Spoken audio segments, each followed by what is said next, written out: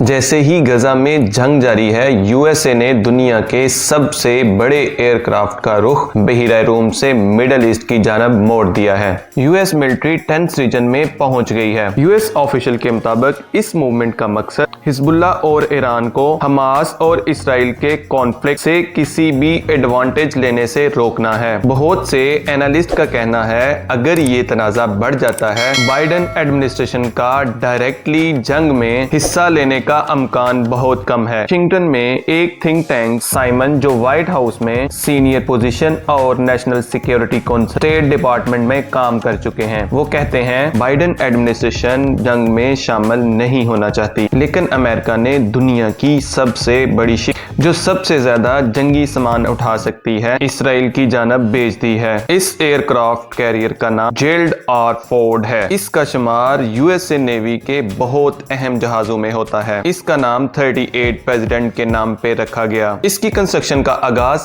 11 अगस्त 2005 को हुआ। American president की डेथ के बाद 9 नवंबर 2013 इसका नाम आर फोर्ड रख दिया गया। इसको एंटरप्राइज CVN 65 की जगह रिप्लेस किया गया। 2008 को 5.1 बिलियन एग्रीमेंट के साथ नॉर्थरोप शिप बिल्डिंग ने शिप की कंस्ट्रक्शन का काम शुरू किया। 2013 में इसकी कंस्ट्रक्शन कॉस्ट 5.1 से इंक्रीज करके 12.8 डॉलर तक चली गई। रिसर्च और डेवलपमेंट के लिए 4.7 बिलियन डॉलर रखे गए। न्यूक्लियर प्रपल्शन सिस्टम में इशू की वजह से भी इसकी कॉस्ट बढ़ गई। 31 मई 2017 को इसे नेवी को डिलीवर कर दिया गया। इसकी डिप्लॉयमेंट 4 अक्टूबर 2022 को हुई। ये दुनिया का सबसे बड़ा एयरक्राफ्ट कैरियर है। दुनिया का सबसे बड़ा एयरक्राफ्ट अपने साथ 5000 सेलर सवार कर सकता है। इसके ऊपर एक न्यूक्लियर रिएक्टर और ये 90 एयरक्राफ्ट जिसमें F-18 E-2 हैकाय जैसे फाइटर तैयारे उठा सकता है। इसमें अर्ली वार्निंग सिस्टम भी मौजूद है। एयरक्राफ्ट के पैकेज में E-2D Hawkeye, Seahawk helicopter, F-35C और बगैर पायलट के जंगी फजाई गाड़ियां शामिल हैं। E-Volt-C